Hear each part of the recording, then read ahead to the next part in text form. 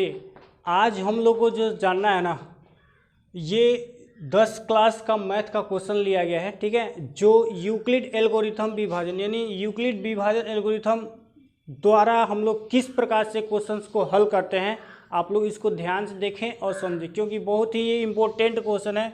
हर बार matric परीक्षा में ये क्वेश्चन पूछी जाती है। ठीक है, एकदम आशा और विश्वास है कि आप लोग को ये क्वेश्चन जरूर समझ में आएगा। आप लोग पूरा से पूरा क्वेश्चंस को देखने का प्रयास करें। ठीक है, चलिए हम लोग क्वेश्चन पे चर्चा करेंगे आज।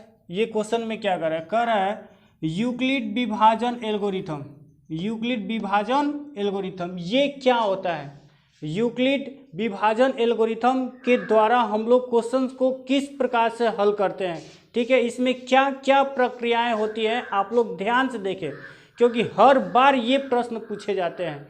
आज तक कोई ऐसा एग्जाम नहीं हुआ मैट्रिक का जिसमें ये क्वेश्चन न पूछा हो। ठीक है, चलिए तो हम लोग इसको हल करना स्टार्ट करते हैं। आप लोग इसको ध्यान से देखें, समझें और पूरा से पूरा देखने का प्रयास करें। और जब तक आप लोग पूरा नहीं देखेंगे तो आप लोगों को कैसे समझ में आएगा कि हाँ ये इस क्वेश्चन को हम लोग किस प्रकार से हल कर रहे हैं। ठीक है, चलिए कह रहा है कि यूक्लिड विभाजन एल्गोरिथम 135 और 225 यूक्लिड विभाजन एल्गोरिथम के द्वारा हम लोग ज्ञात क्या करते हैं, सबसे पहले हम लोग ये जाने। ठीक है यूक्लिड विभाजन एल्गोरिथम के द्वारा हम लोग HCF ज्ञात करते हैं। क्या ज्ञात करते हैं? HCF। ठीक है, यूक्लिड विभाजन एल्गोरिथम के द्वारा हम लोग HCF ज्ञात करते हैं और ये बहुत ही इजी है। सबसे पहले इसमें होता क्या है कि जो छोटी संख्या होती है ना, उस छोटी संख्या से हम लोग बड़ी संख्या में भाग देते हैं। क्या करते हैं? भाग देते हैं। ठीक है, यानी जो भी इसमें छोटी संख्या होगी उस छोटी संख्या से हम लोग क्या करेंगे? बड़ी संख्या में भाग देंगे। कैसे? चलिए हम लोग भाग देना स्टार्ट करते हैं और इसको हल करना स्टार्ट करते हैं। ठीक है, क्योंकि ये बहुत ही इंपॉर्टेंट क्वेश्चन है, हर बार की परीक्षाओं में ये पूछी जाती है। आप लोग इसको ध्यान से देखें। 135 से हम लोग भाग दे देंगे किसमें? 225 में। ठीक है, 135 में भाग 135 से भाग देंगे 225 में। यूक्लिड विभाजन का या HCF ज्ञात करने का नियम यही होता है कि जो छोटी संख्या रहती है उस छोटी संख्या से हम लोग बड़ी संख्या में भाग दे देते हैं। चलिए हम लोग ज्ञात करते हैं। 135 से भाग दें 225 में, 135 से भाग देंगे 225 में, एक बार में कटेगा। ठीक है, तो एक बार में ये कटेगा तो ये 135 ही हो जाएगा, क्योंकि अगर 2 से हम लोग इसमें गुणा करेंगे यानी 2 बार में कटाते तो ये इससे अधिक हो जाता है, यानी 225 से अधिक हो जाता है। ठीक है, इसलिए भाग का नियम है कि अगर जिससे हम लोग भाग दे रहे हैं अगर उतना आ जाए तो ठीक है, नहीं तो उससे कम लिखा जाता है, अधिक नहीं लिखना होता है। ठीक है, चलिए घटाएं। 5 में से 5 गया 0, 2 में से 3 नहीं घटेगा, हासिल ले लेंगे 12 हो जाएगा। 12 में से 3 घटेगा कितना बच जाएगा? 90। ठीक है, 12 में से 3 9, 12 में से 3 घट गया 9 बच गया। ठीक है, अब ये हमारा 90 हो गया। ये यहाँ पर एक जो बचा था और एक कट जाएगा, खत्म हो जाएगा, 90 बच गया। ठीक इसमें और होता क्या है कि जो शेष बच जाता है, भाग जो दिया गया 135 से 225 में एक बार में कटा तो हमारा शेषफल कितना बच गया? 90। अब करना क्या होता है कि जो शेषफल बच जाता है ना, फिर उसी से भाग दिया जाता है। किसमें? जो पहले से भाग दिया गया रहता है उसमें। ठीक है, यानी 90 से हम लोग भाग देंगे 135 में। ठीक है, चलिए हम लोग प्रयास करते हैं कितना आ रहा है।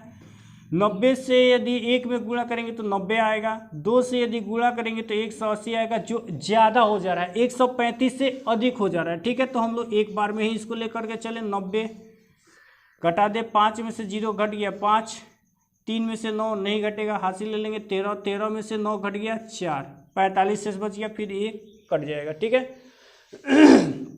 अब देखिए फिर यहाँ पे 45 शेष बच गया है, तो HCF का नियम ये है कि जब तक वो शेषफल बचता रहेगा तब तक हम लोग भाग देते रहेंगे। ठीक है, फिर हम लोग भाग देंगे 45 से 90 में। अब ये 45 दूना 90 कट जाएगा। ठीक है, अब जाकर के ये पूरा कट गया। तो जब तक ये कटेगा नहीं ना पूरा, तब तक हम लोग उसमें भाग देते ही रहेंगे, रुकना नहीं है। ठीक है, जब तक वो कट करके 0 ना आ जाए शेषफल तब तक इसमें आपको भाग देना होता है। ठीक, ये तो कट गया, आंसर जो लास्ट में होता है वही हमारा होता है, लेकिन इसका कुछ नियम है। यूक्लिड एल्गोरिथम विभाजन बनाने के लिए कुछ नियम और शर्तें हैं, वो क्या क्या है ध्यान से देखें। इसका सूत्र होता है, यानी जैसे मान लीजिए कि यूक्लिड विभाजन का सूत्र, यूक्लिड विभाजन बराबर होता है a बराबर बी क्यू प्लस आर होता है। चलिए इसके बारे में हम लोग थोड़ा सा चर्चा कर लें। a जो होता है वो क्या होता है, हमारा भाज्य होता है, b क्या होता है, भाजक होता है, q क्या होता है, भागफल होता है, और r क्या होता है, शेषफल यानी शेष होता है या शेषफल होता है। ठीक है, यानी ऐसे कहें हम लोग तो भाज्य बराबर क्या हो जाएगा, भाजक गुणे भागफल प्लस शेषफल। ठीक है, यूक्लिड विभाजन का जो सूत्र होता है a बराबर बी क्यू प्लस आर होता है। ठीक है, जिसमें a हमारा क्या होता है, भाज्य होता है, b क्या होता है, भाजक होता है, q क्या होता है, भागफल होता है, और r क्या होता है, हमारा शेषफल होता है। यानी जो यहाँ पे हम लोग भाग दिए हैं, यहाँ पे जो हम लोग पहले भाग दिए हैं, इसी को हम लोग लेकर के चलना है। तो पहले जो भाग दिए, पहले वाला में a हमारा ये हो जाएगा, b हमारा ये हो जाएगा, और q हमारा ये हो जाएगा, और r हमारा ये हो जाएगा। ठीक है, यानी a बराबर b q plus r, a बराबर b गुणे क्यू प्लस आर हम लोग लिखेंगे। यानी a की जगह पे हमारा कितना मान है, 225 है। ठीक है, बराबर b q plus r, b की जगह पे हमारा क्या है, 135 गुणे q की जगह पे हमारा क्या है, 1 प्लस r की जगह पे हमारा क्या है, 90। ठीक, ये पहला स्टेप चला है अभी HCF ज्ञात करने के लिए। अभी हम लोग ये पहला स्टेप चलाए हैं। अब हम लोग अगले स्टेप में बढ़ेंगे। तो अगले स्टेप में जब हम लोग बढ़ेंगे तो फिर इसमें a बराबर हमारा ये 135 हो जाएगा, b बराबर हमारा 90 हो जाएगा, और q बराबर 1 और r बराबर 45 हो जाएगा। ठीक है, चलिए a बराबर हमारा क्या है, 135।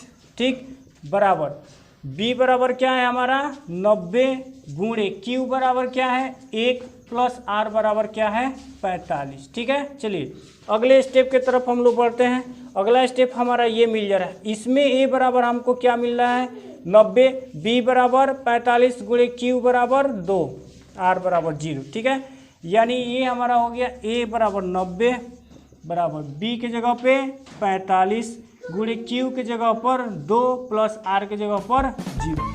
जब तक r का मान 0 नहीं आ जाता है तब तक हम लोग इसको हल करते रहेंगे। ठीक है, चलिए तो लास्ट में जिस संख्या से भाग लगा रहता है, पूरा कट गया रहता है, वही हमारा HCF होता है। ठीक है, यानी HCF बराबर हमारा क्या हो जाएगा 45। HCF बराबर हमारा क्या हो जाएगा 45। चलिए आशा करता हूँ कि आप सबको ये क्वेश्चन जरूर समझ में आया होगा। कमेंट बॉक्स में भी आप लोग जरूर बताएं कि समझ में आया है या नहीं।